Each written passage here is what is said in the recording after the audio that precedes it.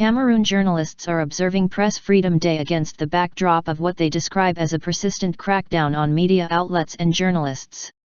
Last year, at least 20 media organizations and journalists were either suspended or barred from the profession. Peter Essoka, vice president of Cameroon's Communication Council, said they suspended the media outlets in line with the main objective of the council, which is to regulate the practice of journalism in Cameroon.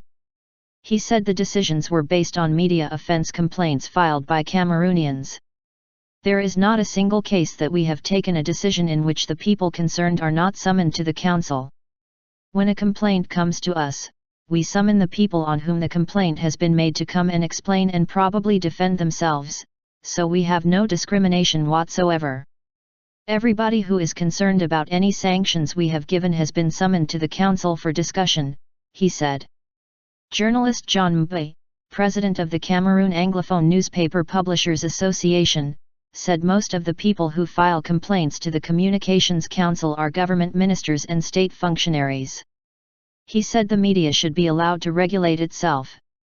Sometimes instead of just giving the opportunity for the various media organs, for the various media professionals who are indicted for one reason or the other to defend themselves appropriately, the council sometimes goes ahead to punish without giving room for you to be heard, Mbe explained.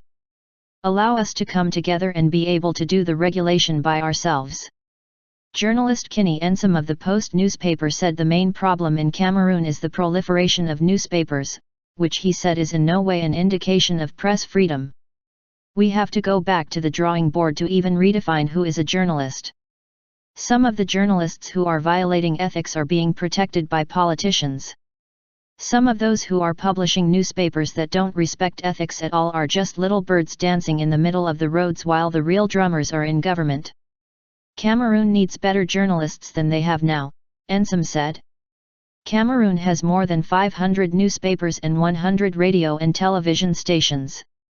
Journalists said most of the media outfits were created by the government to give the impression there is press freedom in the country led by President Paul Biya, the world's sixth longest-serving leader. Reporters Without Borders last year said the high number of summonses and suspensions was a clear indication that Cameroon's Communication Council had taken a tougher line towards journalists and media.